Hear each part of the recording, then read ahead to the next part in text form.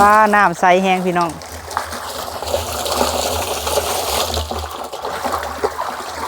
พอมีปลูกพักพี่น้องเลยเอาเครื่องกบไว้แต่ว่านนี่แหละจะบ่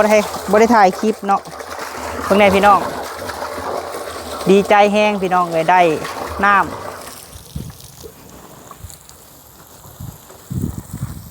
ฮดอันแต่ต้นแรงพี่น้องเลยเพราะว่าเขาฮดให้มันเปียกๆคิดเป็นระเบียบก็จะเข้าที่เข้าทางสบายพี่น้องเอ้ยเนาะขอบคุณหลายๆฮดพักแต่บ่ได้ออกคลิปดอกพี่น้องเลยอันเห็ดนี่ก็ได้มาฟางกบไว้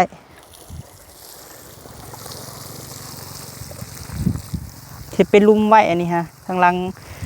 ทั้งอันสุดเลยจ่อยมาขายอย่างพลุงพุงผัวอยู่พี่น้องเอ้ย สบายดีแม่ตุ้ยจอยถ่ายเบิ่งดูโดยโอ้เขียดคือคาราตีเห็นไหมอันนี้เนาะไม่จอยโอ้อันนี้เขียดน้อยว้าลายเลยพี่น้องเอ้ยเยื่อคืนเดียวเยื่อคืนนี่บ่นี่ฮะแม่นเจ้ามันแดดมันเจ้ามาขายบ่นี่ฮะไม่จอยแม่เอามาให้ลูกกินเอาคือสิให้ลายแท้เอา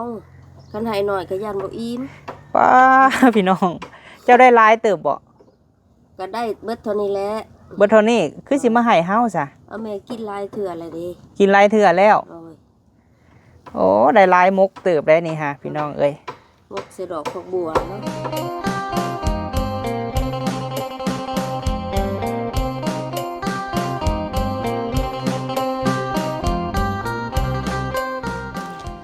กับสบายดีสวัสดีพ่อแม่พี่น้องเบิดสุขุสุคนเด้อพี่น้องเอ้ยเนาะมาพบมาพ่อกับบ่าวพามีอีกแล้วพี่น้องเอ้ยเอาพบพ่อกันมื้อนี้เนาะพี่น้องเนาะหลังจากว่าสร้างพี่น้องเอ้ยเพิ่นได้แล้วเวียกแล้วงานเพิ่นเนาะพี่น้องเนาะบ่าวพามีก็สิมาเก็บกวาดแถวนี้แหละพี่น้องเอ้ยฮดเครื่องปลูกของฝังก่อนเนาะพี่น้องเนาะโดยพี่แหละกำลังทำความสะอาดพี่น้องเอ้ยปลูกผักปลูกหยังกำลังเริ่มปลูกเนาะพี่น้องเนาะกำลังเริ่มปลูกเริ่มหยังหอยยังสะอยู่พี่น้องเอ้ยเครื่องคองกะเพราะว่าสร้างเพิ่นกำลังแล้วพี่น้องเอ้ยช่วงนี้ก็โซมแห้งพี่น้องเอ้ยบ่พอมีก็ได้ตากแดดพี่น้องเอ้ยบ่ได้รักษาเจ้าของเนาะเอาดำแต่กายเด้อป่าลุงเด้อเนาะแต่จิตใจบ่ได้ดำพี่น้องเอ้ยถ้าชีวิตดีขึ้นข้าวมือได้ก็ได้พี่น้องโดยไอ้ช่วงนี้ก็บุกบืนไปก่อนนะพี่น้องเนาะโดยเอานี่แหละสีมาฮดเครื่องปลูกของฝังก่อนพี่น้องเอ้ยบ่พอมีปลูกเครื่องเนาะกำลังสิเริ่มปลูกพี่น้องเอ้ย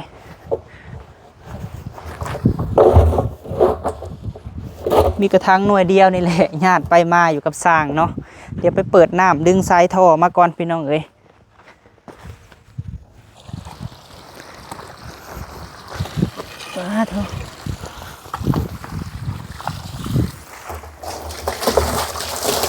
ป้าน้ำใสแห้งพี่น้อง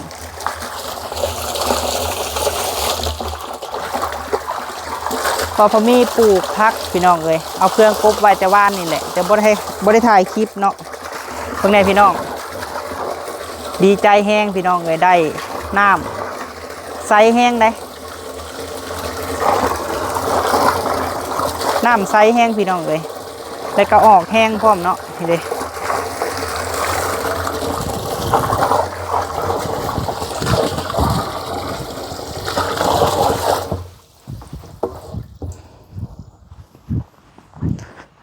เดี๋ยวฮดต้นหมักมี่อีกก่อน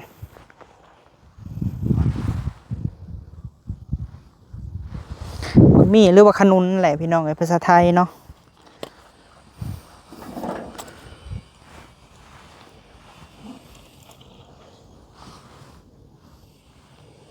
เริ่มงามแล้วพี่น้องเอ้ยต้นหมักมี่บ่พามีฮากระซื้อมาปลูกเป็นทำเลยได้พี่น้องเอ้ยเอาฟางกบไว้เนาะ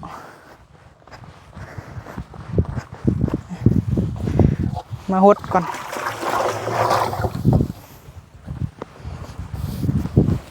เอาฟางกบไว้ใส่ขี้งัวเลยพี่น้องเอ้ยใส่ขี้งัวมือก่อนหั่นเริ่มงามแล้วเขียวเลยหดก่อนเด้อบัดนี้เด้อ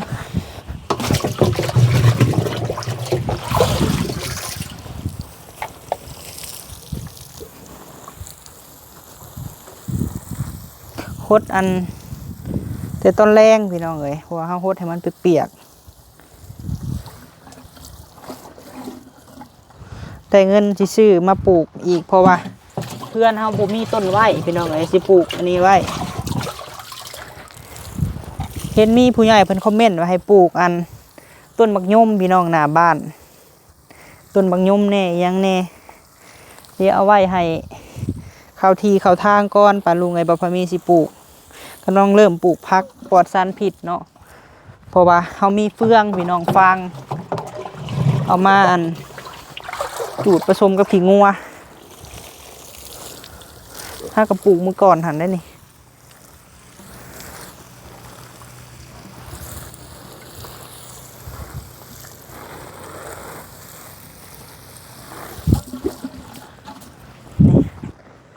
บ่าวพามีปกไว้พี่น้องเพราะว่า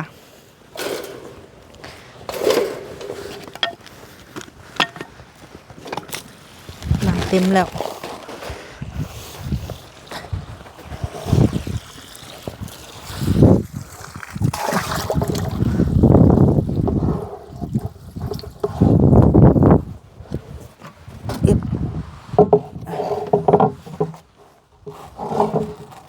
เห็นอันนี้บ่สิแน่นแน่เนาะนี่มันกระซุ่มได้พี่น้องเอ้ยเพราะว่าเขาเอาอันนี้ปกไว้เอาฟางปกไว้ปลูกใส่นี่เลย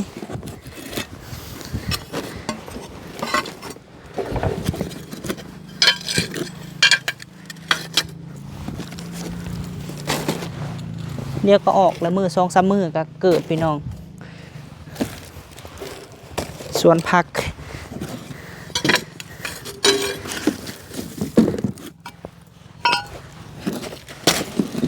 สร้างเพิ่นเมื่อแล้วก็เคลียร์พื้นที่พี่น้องเลยนี่มาปกไว้ก่อนเพราะว่ามันแห้ง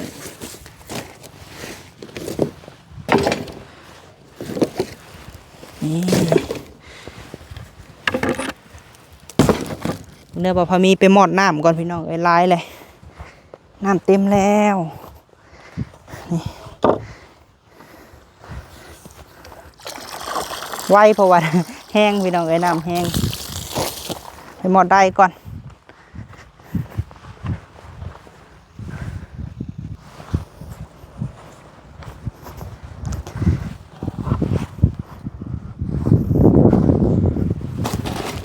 คิดเป็นระเบียบก็จะเข่าที่เข่าทาง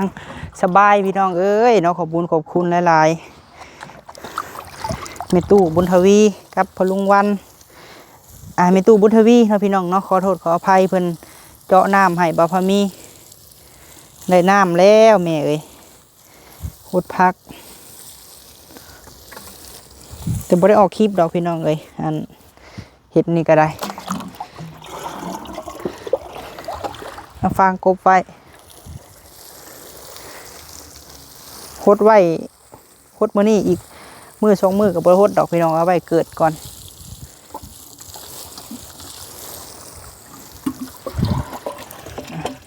เดี๋ยวคำๆจังหน่อยจังสิหดอีกเนาะคำที่อัดไว้พี่น้องเอ้ยที่ปกไว้เอาฟางปกไว้เราต้องหาแนวมาปกไว้พี่น้องให้มันเกิดเนาะ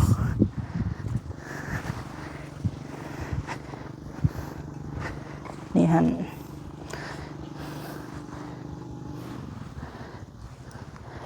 กำลังปลูกเลย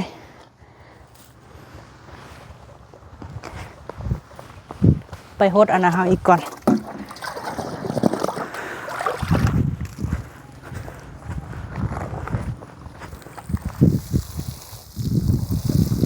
อันนี้พักนั่งตู้พี่น้องเอ้ย เอาอันฟางมากบไว้เลย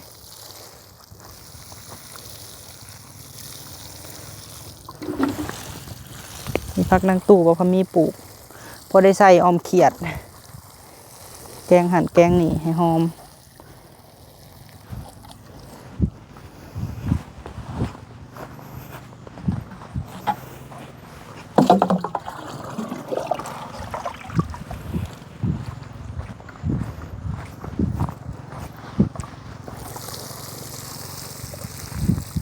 เห็ดเป็นลุมไว้อันนี้ฮะทางหลังทั้งอันสุดเลยกำลังงามพี่น้องไอ้พวกคอเบี้ยน้ำเอือชามาปลูกมื้อนั้น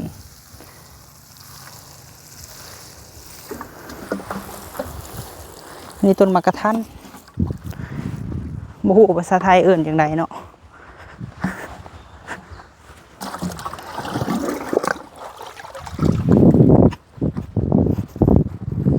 ทรายยางเฮาบ่ถึงก็เลยว่าตักคดเอาแล้วเฮาก็สิบ่เปลืองน้ำอีกพี่น้องเอ้ยบ่พอมีดีใจได้น้ำ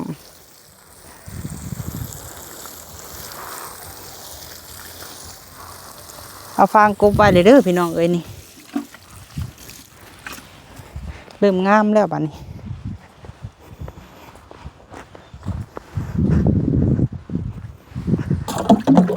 กดอีกก้อนบัวหนึ่ง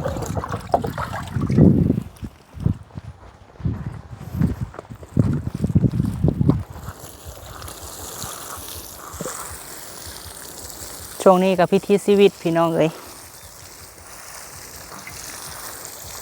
สร้างสาของเจ้าของเพื่ออนาคตเนาะบ่มีหยังที่แน่นอนพี่น้องเอ้ยยังส่องบ่เห็นว่าเฮาสิพ่ออีหยังแน่ฉะนั้นเฮาต้องเบิ่งแยงบนอยู่บนเสาเฮาให้ดีพี่น้องเอ้ยไปเดี๋ยวสิไปโหดต้นบักเล่นก่อน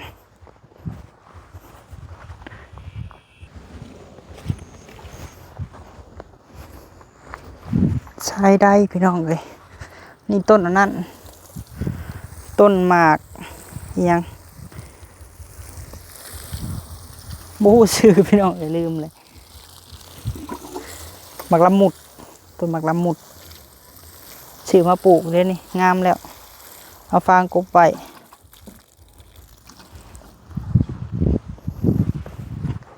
เอาโหพี่น้องเอ้ยเนาะบังเอิญว่าอันเฮ็ดตู้จอยพี่น้องเอ้ยโธ่ไปใช่เด้เฮ็ดตู้จอยมาขายอีหยังพลุงพุงผัวอยู่พี่น้องเอ้ย สบายดีเฮ็ดตู้จอยสบายดีโดยป้าโธ่มาคำลูกเอ้ยโดยยังหาไม่จอยโอ้ยแม่เอาเขียดนี่แหละแม่เยื่องเมื่อคืนนี่เด้อลูกเยื่องแถวให้น้ำใช้มาเบิ่งมึงดูหะว่าจะเอามาให้ลูกแกงลูกคือสิบ่ได้กินแต่เฮิงแล้ว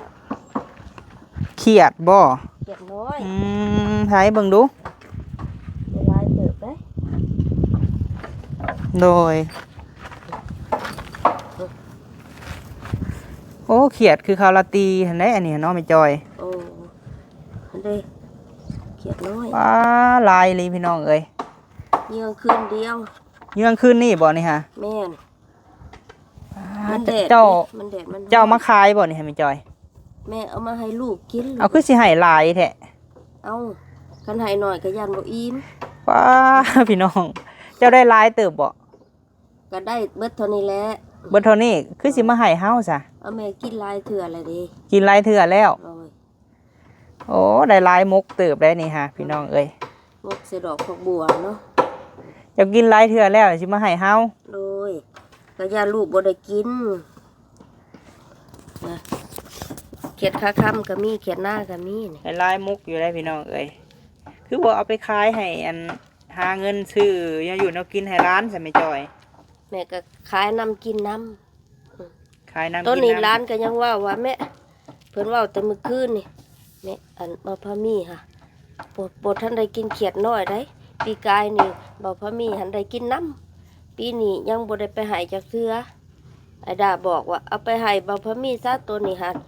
หนูได้กินหลายมื้อแล้วหนูได้กินหลายมื้อแล้วโอ้เพิ่นก็เลยว่าเอาไปว่ะวันนี้หันเจ้าอะไรกินหลายมื้อแล้วสิมาฝากเฮาบัดนี้ฮะแม่น โอ้ยพี่น้องเอ้ยเนาะ ขึ้นเบิ่งหั่นน่ะถือว่าไปหาบอนมันหลายนอนหลับ โดยป้าพี่น้องเอ้ย หลายคืนเดียว คือสิไปที่หัวแรงให้เบิ่งทรงนี่เนาะ ไปแต่6 โมง โอ้ มืดซุ่ม โดยมื้อน่ะก็เห็นเอาแมงแคงมาให้เฮาแม่จอยเอ้ยคันมื้อหน้าหั่นเฮาก็ได้กินหลายอยู่แม่จอยเอ้ยเพราะว่าน้องสาวน้องเคยเพิ่นก็ไปก้านอยู่ โดย ก็พอได้กินเนาะ โดย เจ้าน่ะย่านเฮาบ่ได้กินเครียดแล้วมาให้ โยปีกายนี่เคยได้กินน้ำกันว่าปีนี้ก็เลยว่าคือสิบ่ทันได้กิน โดยป้าเนาะเพิ่นเอามาให้หลายลิปลาลุงเอ้ย ให้ออมมื้อแรก ตามใจแม่จอยบ่ฮู้ว่าเฮาสิเอาหยังตอบแทนแม่จอยเอ้ย บ่ มัน เป็ ไป น ซื้อ หยัง ก็ได้หลายเติบอยู่พี่น้องเอ้ยมื้อน่ะเพิ่นก็เอาแมงแคงคาโต้มาให้บ่พอมี กันแม่งขายก็30,000กีบ 30,000 อ่า บ่พอมีอยากให้แม่ๆอยู่ใกล้เด้เนาะอยากฝากไปให้แม่ๆ FC อ้อมหรือว่ามกพี่น้องเอ้ยไผเคยกินคอมเมนต์บอกบ่พอมีเนี่ยเด้อเนาะ บางเทื่อแม่จอยก็ทอดใส่น้ำมันได้ลูก ทอดบ่ ทอดแห้งอีหยังหั่นเด้ โดย บัดเฮาอยากยามได้เฮาก็เอามากิน เอาเพิ่นมาฝากมาต้อนพี่น้องเอ้ยสมมุติว่าคันเฮาบ่เอานี่ก็เจ้าสิว่าปฏิเสธบ่ บ่เอาแม่ก็ป้าไว้นี่แหละ บ่เอากระเป๋าไว้นี่ เอาเมื่อให้แม่ตู้กิน เมื่อให้แม่ตู้กินโอ้ยเนาะพี่น้องเอ้ย แม่ตู้เพิ่นแฮงมักมกและแม่ตู้บ่พามีนั่นได้ โดย เออ เจ้าหาขายได้เท่าไรแน่แล้วแม่จอยนี่ขายนะ มื้อวานเนี่ยบ่มื้อวานแม่ก็ขายเขียดนี่ได้ลูก แม่นบ่ แม่น ได้เท่าไรวัน ได้ นี่ 30,000 30,000คันซ้ำนี่ในซื้อนี่30บ่ 30 โอ้ เบิ่งเด้อ ยังในกระตาลดทำมาเบิ่งมึงดูค่ะ โอ้ยอันนี้เก็บอันนี้มานำทางแล้วนี่ ใส่ให้จอยนี่ต้องขายโยมเนาะยายจอยนี่ว่านี่ก็สิมาให้เฮาอีก บ่แล้วอันนี้ คันนี่คอนี่สิเอาให้อยู่บ่นี่ บ่ให้เด้อตัว บ่ให้ เอาไปแลกเงิน ไป นะ แลกเงินเท่าไรนี่ค่ะ ตัวนี้หาเบิดนี่นะบ่ทันฮอดโลเอามือโฮมไว้ซะก่อน อืม โลหนึง25,000 เห็นอยู่ไซเก็บอยู่หั่น อืม เออสปอนเซอร์เนาะเห็นอยู่ไซกระจอดบ่นี่ค่ะ จอดแล้วอยู่ป่าก็จอดแล้วบ่ย่านเลย อยู่บ่ ระวังได้ไปจอยเอ้ยอัน คันเมื่อคำระยะ เมื่อคำระยะ เว้นเลยอยู่ป่าก็จอด เออแนมขี่รถนี่ต้องเบิ่งอันนี้บ่เฮิงบ่จังได้โลนึงนี่ไม่จอย โอ้คันว่าพื้นอยากว่า3ทงหูหิวอันนี้พุ่นละ โลนึงเท่าไรเดียวนี่ฮะ 25,000 25,000เรากับไปคือเก่าพี่น้องเอ้ยมอเตอร์ไซค์คู่ใจเพิ่นลิงติงเนาะแต่ละมื้อก็ได้ เลย ร้านบ่ได้ปงเฮียนบ่ช่วงนี้ไม่จอย ยังพักอยู่วันที่ อ๋อ 26 โดย ที่26วันจันทร์นี่แหละสิได้ไปเข้าใหม่ภาคเรียน2บัดนี้ โดยจ่ายเท่าไรใส่แต่ละเดือนไปจ่ายอันค่าโรงเรียนให้หลานฮะ จ่ายเป็นปี เป็นปีหนึงเท่าไร ปีนี้หันเพิ่นเอานำ150,000 150,000 เออ โอ้ ปีหน้านี่ยังบ่ฮู้ โดยเอาพี่น้องเอ้ยไม่จอยเพิ่นเอาเขียดมาฝากก็สิว่าอะไรนำใจเจ้าเฮาก็บ่ฮู้ว่าสิเอาหยังมาอันนั้นไม่จอยเอ้ย โอ้ยสิเอาอีสักเนาะลูกให้แม่หันแห้งได้หลายกูหันได้บอนอยู่ได้บอนนอนได้บอนนั่งได้บอนลิ้น โด แห ย งกว้างแหงควงนำใจลูกหัน ดีใจบ่เฮาถามที่ว่าเฮาลูกไปซอยฮะ ดีใจแล้วตำอิดกับอุกอังแล้วเนาะยานบ่ได้เฮือนไว้ให้ลูกให้หล้านอยู่ โดย สมมุติเว้าให้ก่อนดีบัดแม่ตายจ้ะลูกสิมีขอบกันอยู่ เอาโดยเอานั่งอันนี้เลยบ่นี่ฮะ นั่งนี่ก็ได้เลยลูกเอ้ย โดย ทำเลยจักหน่อยแม่ก็มื้อหลานก็อยู่ผู้เดียวซ้ำหั่น เพิ่นบ่มานํบ่ บ่เพิ่นว่าอุ๊ยบ่ไปเด้อมื้อนี้ลมหนาว ลมหนาวให้ล็อกไว้อยู่ในบ่ ให้เขาไปรีอยู่ในพุ่นแหละ ใส่กระแจไว้ ใส่กระแจไว้เด้อลูกเด้อคันอันอีแม่มาจังไคให้แม่ห้องก่อน ชั่วคราวเนาะไปได้อยู่ดอกพี่น้องเอ้ย ได้อยู่ยังเว้นอยู่คัน หน่อย ทำแล้วก็ไปใช้ไปนำแหละ เอาคือว่า ให้ก็เอาแล้วไม่จ่อยสิให้มื้อเฒ่ามื้อมกเนาะ เลย กะถามว่าเฮามีบ่เฮากะพอได้กินอยู่น้องเคยน้องสาวไปก้านแต่กะ เขาก็ไปเนาะ แม่นพู้นแหละไปทางเจ้าพู้นแหละกลางคืนเจ้าคือสิบ่ได้ออกมาดอก โอ้ยแม่ก้านกับบางมือกับแล้วบางมือก็ขึ้นแต่หัวแรงเนาะ โดย คันหนาวๆแบบนี้แฮงบ่ลง เอาหมอโคมนี่บ่ แม่น เออ บ่โคมเนาะ โดย โดยขอบใจหลายๆเด้อแม่จ้อยเด้อเฮาก็บ่อยากอันสัมภาษณ์โดนเพราะว่าย่านหลานเพิ่นอยู่ผู้เดียวพี่น้องเอ้ยเมื่อนี่สิเมื่อเลยบ่หรือเป็นจังได เมื่อเลยแล้วอันนี้ก็เก็บมานำทางในเห็นในกองขี้หญ้าเด้อลูก โอ้ ก็บนละ2-3 อันหันแหละมันก็เลาะไป เห็นเท่าไรก็เอาทำนั่นเนาะ เอาสำนั้น โดย เอาสำนี้ โดยเอาขอบใจหลายๆแม่จ้อยเอ้ย โดย โดยเฮาก็เฮ็ดเวียกก่อนเด้อแม่จ้อยเด้อ โดย สบายดีแม่จ้อย โดยเอาพี่น้องเอ้ยผู้ยายจ้อยโชคดีเด้อแม่จ้อยเด้อโอ้พี่น้องเอ้ยเมื่อแล้วบาทนี่ เอาอันเขียดมาฝากบ่พะมีเอาค่อยไปค่อยมาโอ้พี่น้องเอ้ยเนาะที่ว่าเพิ่นก็มีน้ำใจพี่น้องเอ้ยแม่ตู้จอยเนาะเอาเขียดมาให้มื้อนั้นเพิ่นก็เอาอันแมงแคงขาใหญ่หั่นแหละพี่น้องแมงแคงขาโตเนาะก็หลายเติบอยู่ได้พี่น้องเอ้ยได้เป็นถ้วยพุ่นแหละมื้อนี้ก็เอาเขียดมาให้บ่พะมีพี่น้องเอ้ยก็ขอบบุญขอบคุณทางแม่จ้อยหลายๆเด้อพี่น้องเอ้ยที่เพิ่นมีน้ำใจเนาะถึงจะบ่มีหยังให้ก็มีแนวอยู่แนวกินเพิ่นก็บีแบ่งมาให้พี่น้องเอ้ยเพิ่นก็คิดเห็นบ่พะมีซอยเฮ็ดเฮือนเฮ็ดซ่านให้เพิ่นเนาะบ่พะมีก็แนะนำสะพานบุญเป็นสะพานบุญให้อ้ายใจดีพี่น้องไอ้ที่เพิ่นอยู่ต่างประเทศเนาะให้สุดซอยแม่จ้อยเข้ามาก็ขอบุญขอบคุณหลายๆเด้อเนาะที่ว่าแม่จ้อยเพิ่นก็เสมอต้นเสมอปลายพี่น้องเอ้ยจากที่มีเฮือนซานอยู่แล้วก็เป็นคนที่บ่ลืมตัวเองเนาะที่ว่ามามีชีวิตปัจจุบันนี้เราก็อยู่กับหลานเรา2 คนพี่น้องเอ้ยจากที่ว่ามีเฮือนมีซานแล้วก็ใช้ชีวิตอยู่กับหลาน2 คนเนาะเอาจังใดก็ขอบบุญขอบคุณจังใดก็ฝากเป็นกำลังใจให้เพิ่นแน่พี่น้องเอ้ยแม่ตู้จอยเคสบ่พอมีไปถ่ายพี่น้องเอ้ยโดยไปจังใดก็ขอบบุญขอบคุณสู่หม่องสู่บอนเด้อพี่น้องเอ้ยเดี๋ยวขอโตเฮ็ดเวียกเฮ็ดงานก่อนบ่พอมีก็เนาะขอบบุญขอบคุณป้าลุง FC จังใดเบิ่งคลิปแล้วก็ฝากเบิ่งโฆษณาให้ในเด้อพี่น้องเอ้ยที่บ่ปะบ่ทิ่มเนาะไปจังใดคลิปนี้ไปแล้วพี่น้องเอ้ยกล่าวคำว่าสบายดีสบายดี